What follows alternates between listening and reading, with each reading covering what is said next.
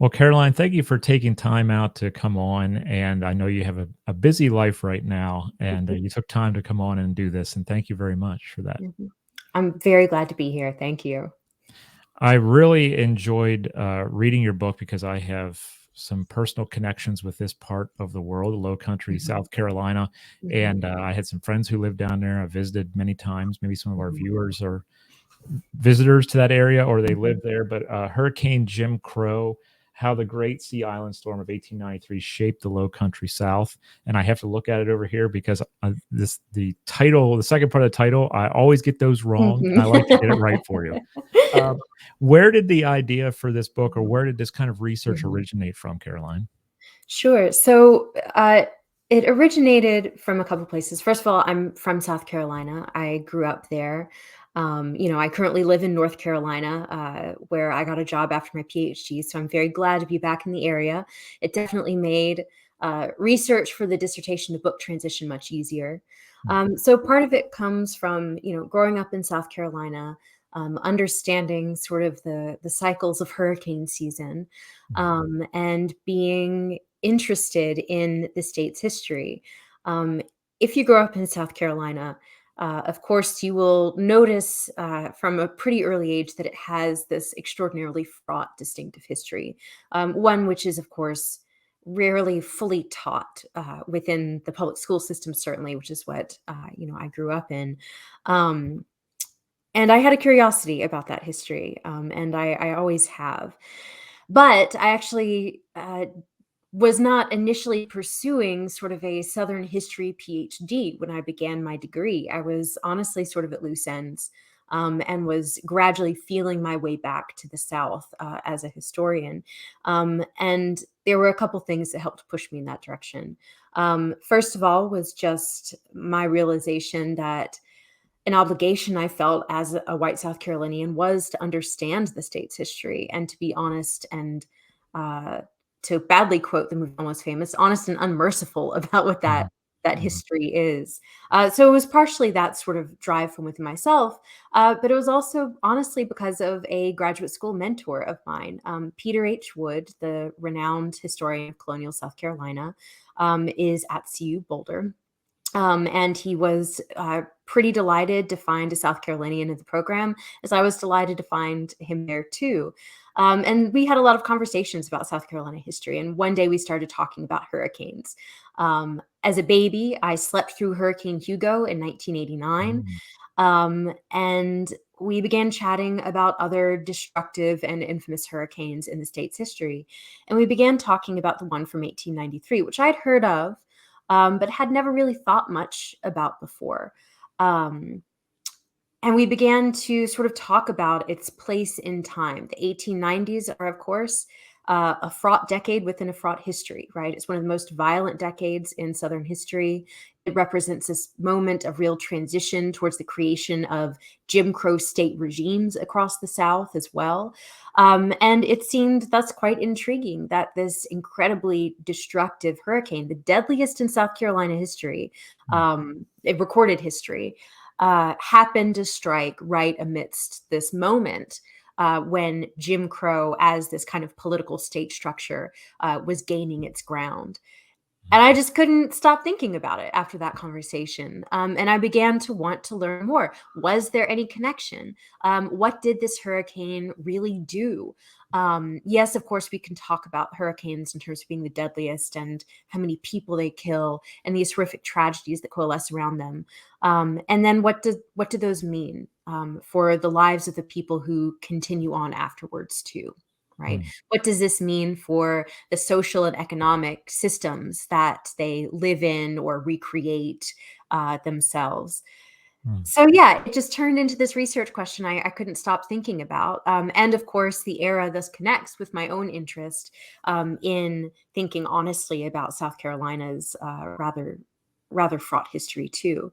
So yeah, that's where this came from. Growing up in the Mm, state, thinking about this history, and then these conversations that you have with mentors over time that end up influencing you in these really important ways. mm. So I was 9 years old when Hurricane Hugo hit. So thank you for making me feel a little old. Uh, I'd already visited a couple times with my family when that thing had Mhm, had barreled through, and I remember mhm, the differences. in Mhm. the area and the Yeah. cleanup and such. Yeah. It's an interesting thing because the way you describe it, with not talking so much about the storm itself from an environmental aspect, but more from a social Mhm. aspect and how it impacts. I mean, there's obviously environmental change and stuff, Yeah, yeah. but your book touches on the social and Mhm. the economic impact of such things, and we have that parallel between us, where Mhm. I, as a military historian, don't like to talk about the battle. I like to talk about the aftermath Mhm. Yeah. and the Mhm. detritus and the trash and the Mhm. stuff left behind. So I think I had an Mm. interest in your book for that reason too, because it Yeah. was more than just a book about a hurricane, and Mhm. it's Yeah. what happens afterwards. Mhm. With Yeah. this, we have to talk about the hurricane, though, Yeah. because it is Sure. the reason we're here. Mhm. But what was the Low Country like Mhm. in the 1890s before the storm hit in Mhm. 1893, Caroline? Yeah, that's a great question and a really important one. If we want to understand what the hurricane did, we have to understand what it was like before. So the Low Country of South Carolina was quite a unique place in the South in 1893. It was unique for a few reasons. First of all, because it had this overwhelming Black majority, which is, of course, a phrase that Peter Wood, his titular book from the 70s, refers to. But it was still true in the 1890s as well. There was an African American majority in many Low Country counties, including Beaufort County, which was the real epicenter of where the storm struck. Beaufort County was 93% African American as of the 1890 census. Um, and that was something that mattered because the population was so heavily African American in the Low Country. It meant that uh, they were insulated in some ways from white control. Mhm. And this was bolstered by the fact that, and here's the other thing that made this unique as well, African Americans own land at very high rates in Beaufort County and in some of the other low country counties too. And this, of course, gave them this level of autonomy really fairly unparalleled in other parts of the South.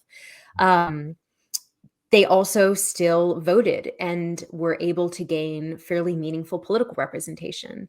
So, for example, the House districts that covered the Low Country in 1893 had an African American representative to the U.S. House.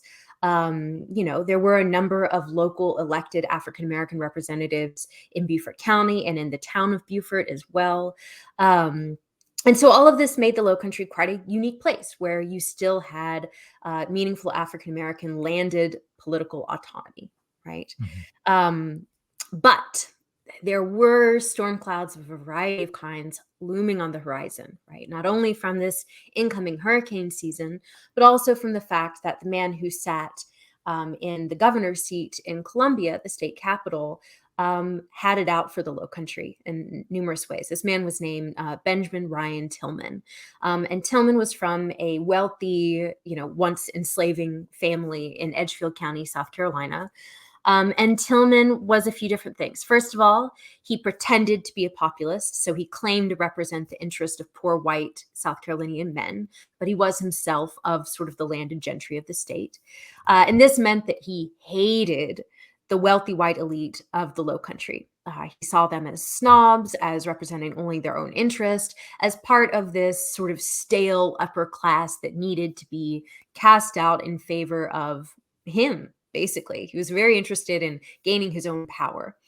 So he hated the white elite of the Low Country. He also, of course, was rabidly racist, as all white politicians from South Carolina were at the time. But he took sort of the demagoguery of those positions to sort of a new level to whip up electoral support. Right. And so during different elections, he did things such as, publicly state his own support for lynching African American men and other truly abhorrent sort of political positions in order to gain these points. This means that he also deeply resented the fact that the Low Country had this Black majority who still had, meaningful political representation, who still voted, who owned their own land, and so forth. Um, so Tillman was very interested in trying to figure out how to sap this political vitality from the Low Country and to consolidate, the power of a white supremacist state within himself as this figurehead, but also just to permanently enshrine it for the state too. Um, so that's what we have in South Carolina in the early 1890s is on the one hand, these really interesting legacies of Reconstruction sort of meaningfully enshrined there, um, but increasingly threatened by sort of the creep of this new political era as represented by Tillman and his other supporters in the state. So you have this real tension there in 1893 before the hurricane strikes. Mhm.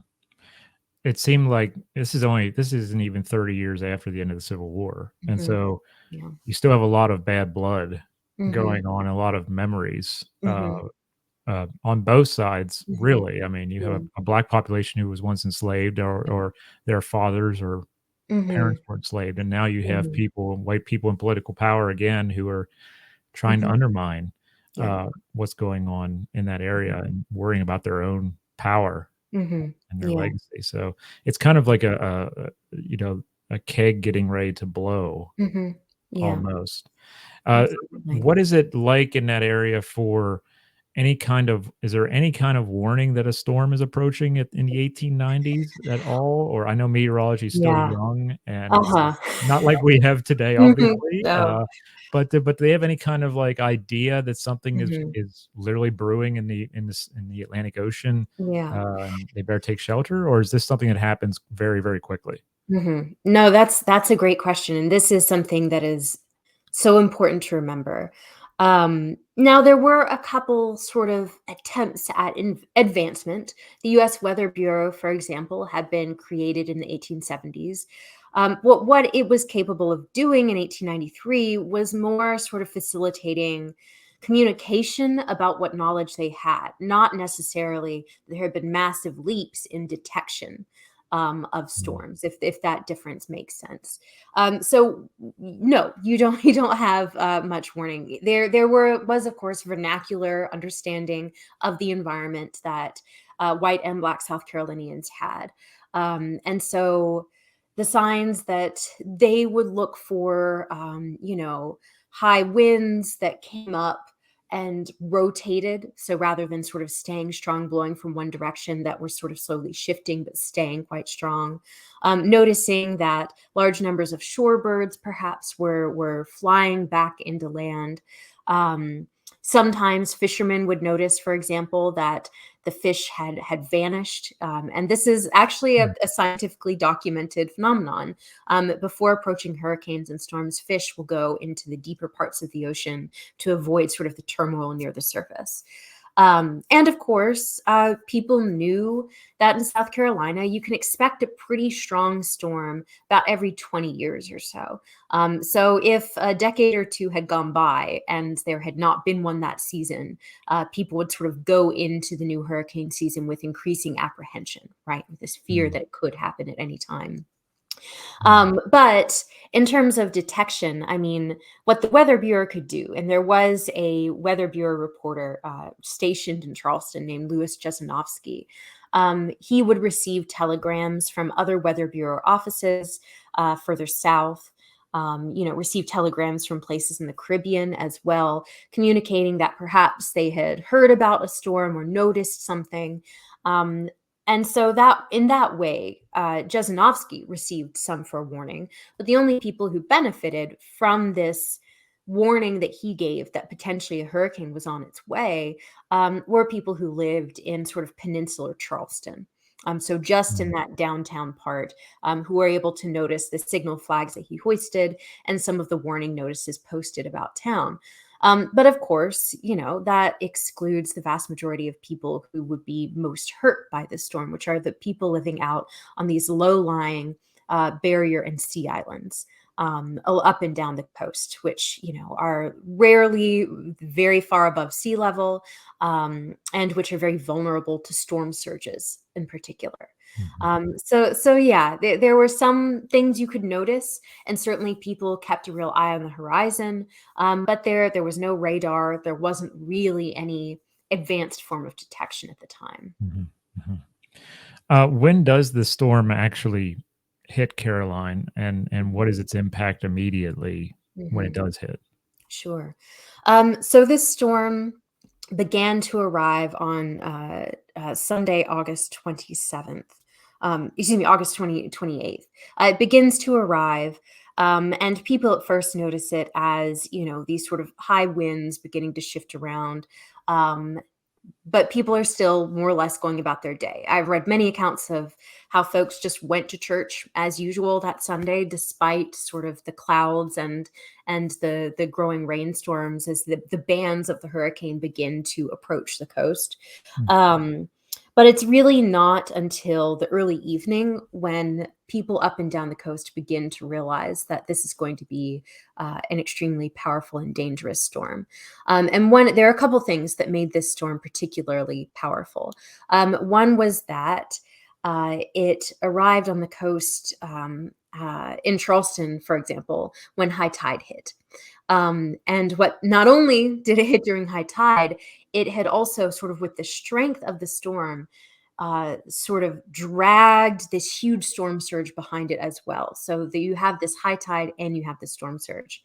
It's Right. also not just any high tide. It's also high tide during a full moon, which means that it was, of course, an even higher tide than usual. Mm. This is partially what makes this storm so dangerous, is this massive storm surge. And this storm surge inundated a large number of the sea islands, under many feet of water in some cases. Kiowa Island, for example, which is just south of Charleston, it's about 10 miles long and about a mile or two wide, was completely covered in water. A number of other of the sea islands were as well. So this is what makes the storm so dangerous and so deadly, is this storm surge. The other thing that makes this storm so deadly is the fact that its height is in the dead of night. So not only do you have this huge storm surge, but it also strikes in the middle of the night. The hurricane itself makes landfall somewhere between midnight and sort of 1:30 a.m. So not only do you have, in some cases, places covered in 20 feet of water, but this is also happening in the depth of the evening. And that makes escaping and trying to find safe harbor very difficult. There are countless stories. That's the one thing about this hurricane. It actually has quite a lot of documentation of it. And one of the things that you see that's sort of a recurrent theme is people trying to survive despite the fact that it's pitch black out, that they're fighting against floodwaters, and that they're dealing with winds of up to 120 miles per hour. Mm. So it's this horrific to imagine and to think about, what this would have meant and what this would have looked like. And indeed, most of the stories that you can read about this hurricane involve people watching family members die or desperately attempting survival themselves. Stories of, for example, um, one that was recounted by a white woman in Beaufort, South Carolina, recalled she lived in sort of a wealthy part of Beaufort in a house that her father owned.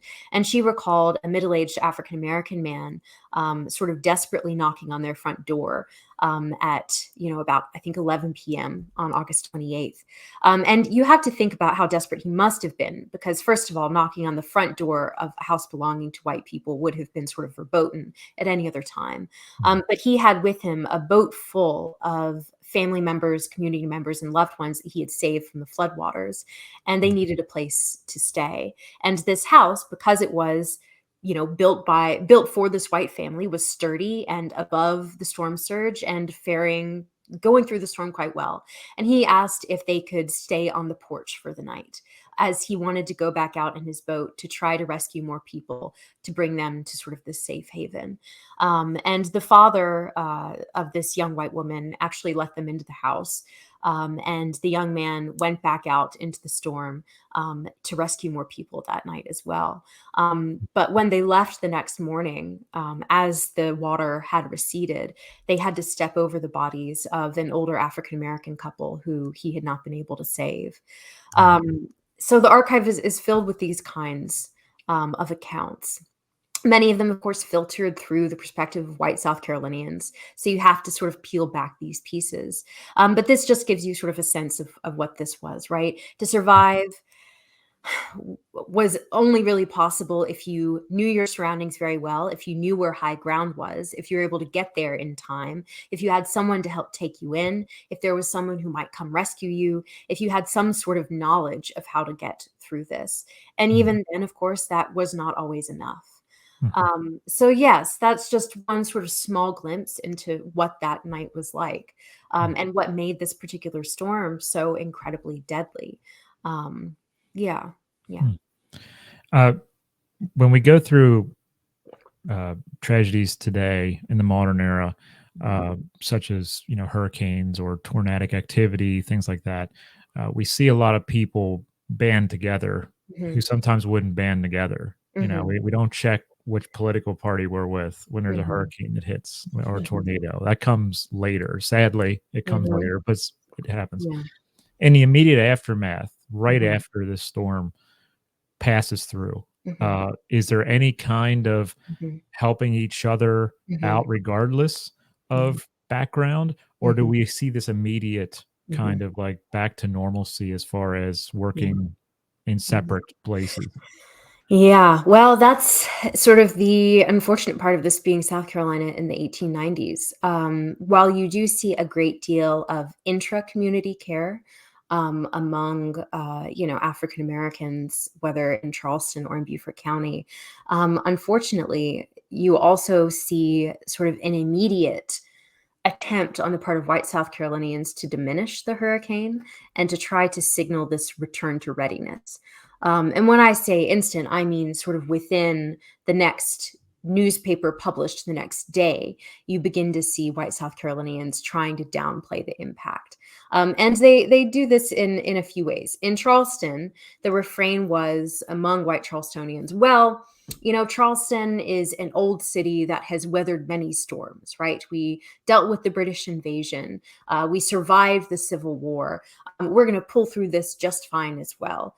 And trying to argue too that accounts of the massive sort of death and destruction seen a little further south down the coast were exaggerated on the part of African Americans in Beaufort County to try to get assistance that they didn't need. Right. So Mm, you immediately see sort of a return to these old tropes that white South Carolinians had parroted about Reconstruction, right? That the Freedmen's Bureau was just an attempt on the part of Black Southerners to gain access to this extra assistance when white Southerners were just as badly in need, right? These kinds of untrue vilifications of these structures of relief and assistance in order to score certain political points and to craft a new kind of political rhetoric. mm, And you see this rhetoric immediately popping back up. And that's because it's a familiar language for white South Carolinians, right? This is how they're used to dealing with crisis. And there's no reason that this hurricane should really be any different. And for them, of course, for white South Carolinians, white Charlestonians, white Beaufortonians, yes, they did suffer some property destruction. But when we're talking about bodily harm, there's simply no comparison. While we don't know an exact death toll for this storm, it would be almost impossible to calculate. We know that somewhere between 1,500 to 2,000 to 4,000 people died in this hurricane. Only a couple dozen of those were white. mm, Just the disjuncture in this way is just so massive. And mm, so white South Carolinians then may not see this, don't see this as a personal tragedy in the same way. Now, of course, in Beaufort, you do have some white Republicans still in that town, right? They were people who had perhaps come down during the Port Royal experiment and decided to stay. They were, in some cases, former United States officers or soldiers who decided to build businesses in Beaufort. Um, and they extend some assistance with helping to organize relief. mm, The one way that you do see some of this kind of banding together in some ways, where you did see a significant number of donations of food and clothing, blankets, and so forth that are shipped from all over the country down to South Carolina. You see ads put in newspapers all across the country requesting assistance. mm, Frederick Douglass, at this point, for example, puts in a call for help into some newspapers saying that the Southern Coast needs needs this assistance. You see the mayor, I believe, of Philadelphia, who helps to gather up some aid to send down to the coast as well. So you do have this interesting kind of national response to it, that perhaps might be kind of unexpected, and that certainly does show a greater level of altruism than you see some other white South Carolinians expressing at the same time. So it's this really interesting, complex, mixed bag of responses for sure. I don't want to give away everything, obviously, Mhm. but part of their response comes from the Red Cross, right? Yeah. Mhm. How do they handle the situation? I know there's Sure. many ways you could go with this, Yeah. but uh, generally, how are Mhm. they deciding to come in and try to handle Yeah. this new situation in South Mhm. Carolina? Yeah, so the American Red Cross, founded by Clara Barton about 10 years prior to the hurricane, had handled a few disasters before. The Johnstown flood, for example, and some other disasters of significant scale, but none as big as this. And this is Clara Barton's own statement, right? This is not me trying to claim that this disaster is worse than another one. Mhm. Clara Barton, uh, of course, was had heard about this. She read about it in papers, and a couple politicians from South Carolina had sort of reached out to her, asking if she might come visit and see if there was something the Red Cross could do. Now, why, you may ask, would the Red Cross need to get involved? That's because, of course, there was no sort of singular federal aid for disasters at this time. There was no FEMA, nothing like that, right? The only assistance that came in the wake of a disaster like this was one that would have to be requested piecemeal. So, for example, politicians from a state struck by a disaster would have to go to the federal government, make the case that, first of all, there was federal interest in this rather than just something states should handle, and two, that there was some sort of direct amount of money or direct form of assistance that could be sent down by the federal government to aid. And this was not guaranteed, right? So appealing to the Red Cross was sort of as good a chance as they might have to get some relief. So Barton agrees. She comes down and does a little steamboat tour up and down the coast, basically from Charleston down to Beaufort. And she can tell, obviously, there's need. Barton had been to South Carolina before. She served there as a nurse during the Civil War. She had some familiarity with the region.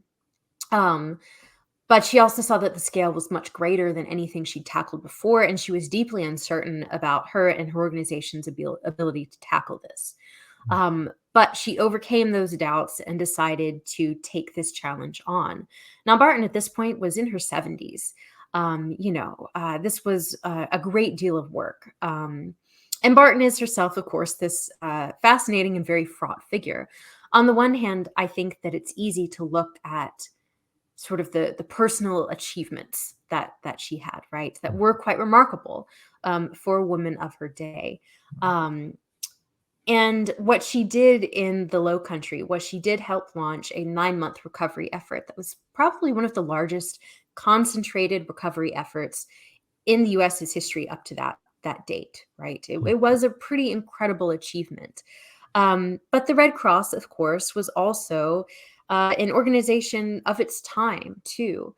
Um, Barton was deeply paternalistic towards African Americans in South Carolina, and stated again and again that part of the purpose of the Red Cross's mission there was to essentially help make them into self-sufficient, self-reliant citizens, was to sort of imbue them with these civic virtues.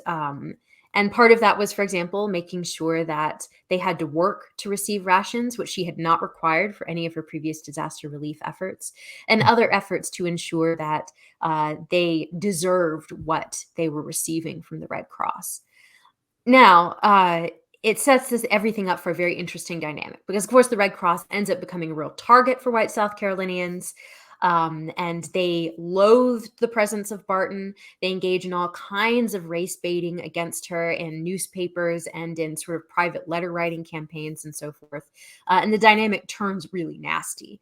African Americans, on the other hand, are trying to appeal to and use the Red Cross as these fairly sympathetic intermediaries, which was a rare occasion for them, and are trying to use what the Red Cross can offer to rebuild their communities against the sort of growing assault of white supremacy around the state.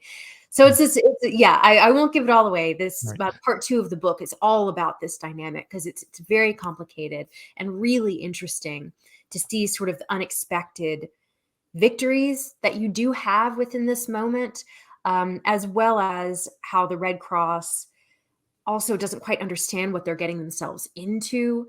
Um, it's such an interesting 9-month period, and definitely was one of the archives I delved into that got me most interested in working on this project as my dissertation and then as a book. All of these records, by the way, digitized at the Library of Congress. If anyone wants to go take a look at them, they can. That was a wonderful digital resource for me. That's great. And super helpful during the pandemic too, as I was trying to like rework that part of the dissertation for the book, and travel obviously was difficult, if not impossible. So Right. yeah, fascinating period of time. Yeah, it really made me see that the Red Cross, I shouldn't say even the Red Cross, but I will. Even the Red Cross was an organization of its time, and Mhm. had its flaws, and it had things that it had to work out later, and Mhm. come to terms with humanitarian crises and Mhm. stuff. And it was a growing pain Mhm. of the whole thing. We all make mistakes, even Yeah. organizations make mistakes, and we're Oh, seeing yeah. that with the Mhm. Red Cross at this time. Uh, Mhm. how does this accelerate some of Mhm. these Jim Crow policies and such into the future? Because the governor Mhm. was already against these Yeah. people to begin with, and I mean people in the Low Country in general. Mhm. He was against Mhm. them, and now he has an opportunity to maybe do something or to further his desires. Mhm. Uh, and you know, in a smaller amount, we won't Mhm. give everything away, but Sure. the governor now has an opportunity to do something he would like to do, Mhm. and his allies. What are Mhm. some of those things that they consider or do put in Mhm. place to really impact the storm and the aftermath? Sure. So there's a few very important things that happen in the years immediately after the hurricane. And you see this attitude expressed very early on. When Clara Barton leaves South Carolina, she gives this message.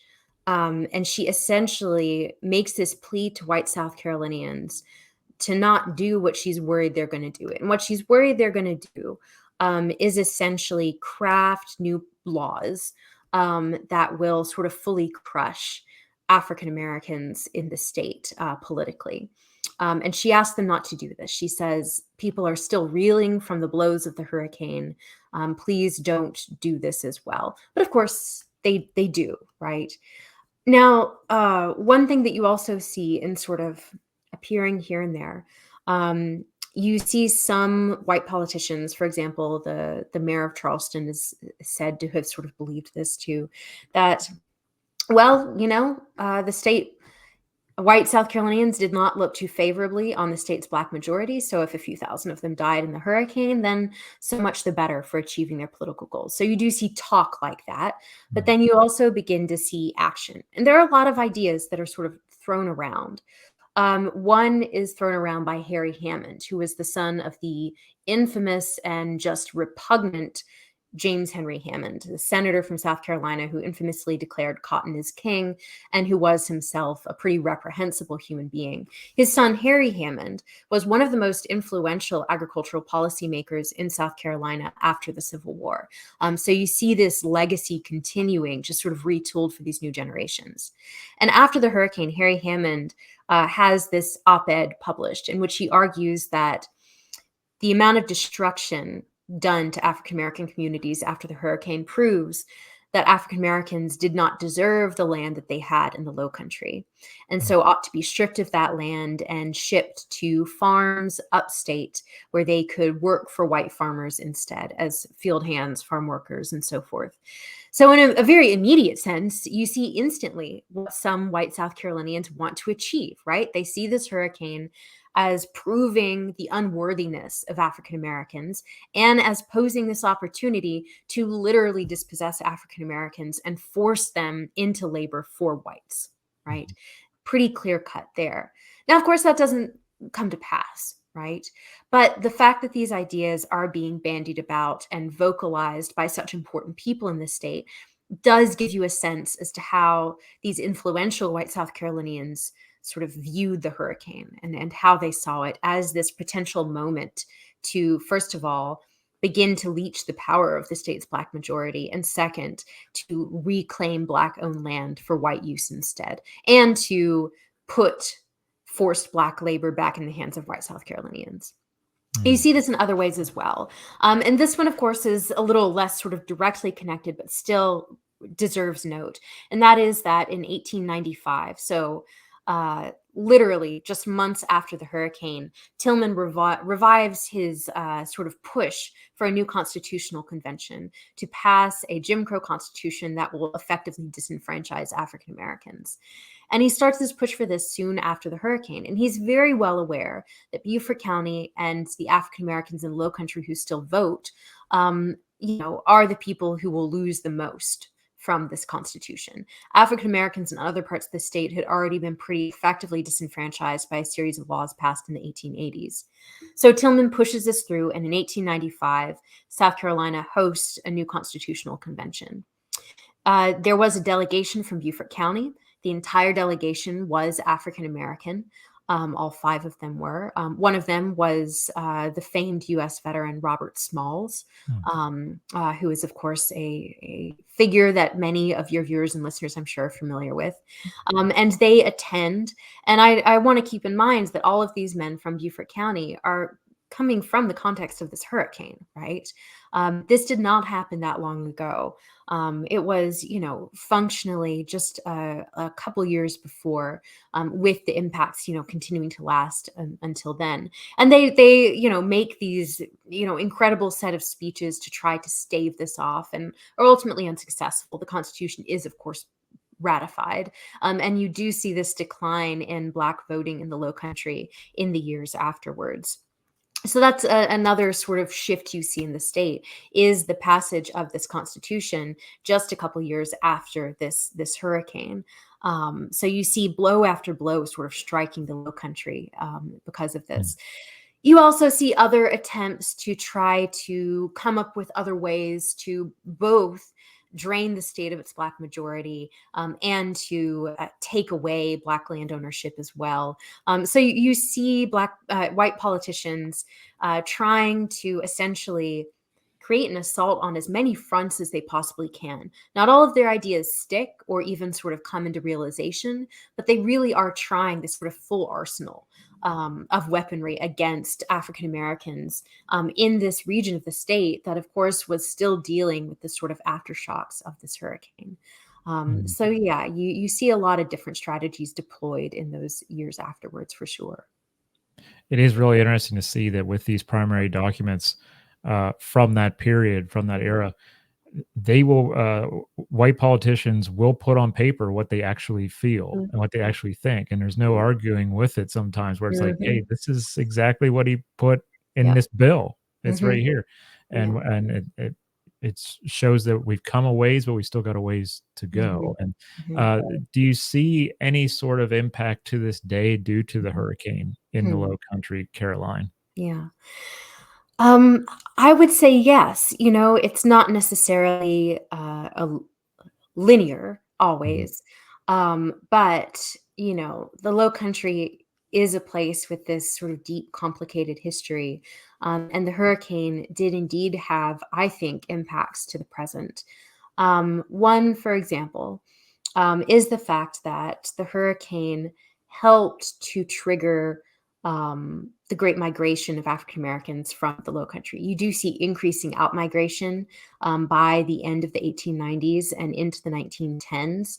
And there were also interviews conducted by a sociologist in the late 1920s with African Americans who had left St. Helena Island in particular, in which a number of them pointed to the hurricane as sort of this moment in their lives from which nothing really got better, right? Mm. After that point, nothing improved. Things only got worse.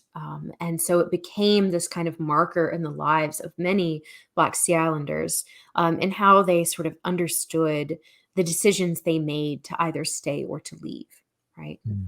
Um, and because of this great migration, and because of these sort of political changes, and because of the fact that, and this is something, that you can read the book to learn more about, because we haven't even touched on this, the hurricane also sort of decimates the low country economy, as Mm. well. Um, for all of those reasons, you see this kind of emptying of the region, in which it lapses into this, sort of economic depression, in which you have this increasing outmigration of African Americans, you have diminishing opportunities of all sorts. And because of this, the Low Country by the 1930s, when the Great Depression hits, is quite a stagnant place with a diminishing population, and no real sort of clear economic future. Mm. Now you have a couple exceptions to that. That's not necessarily fully uniform across the region, but that's the overall picture. So the hurricane helps to hollow the region out. And then what happens in the 40s and 50s is you begin to see this increased interest in the Low Country as a space for recreation, right? Mm. And because Mhm. it's been emptied out, because the population is smaller, it's quite easy then for developers and real estate moguls to come in and buy up land very cheap. Right now, a lot of this Right. is, sort of former plantation lands. Some of it is owned by African Americans. Some of it's condemned in sort of shady ways. Some of it is more or less fairly bought out. But of course, that in itself is a very fraught concept.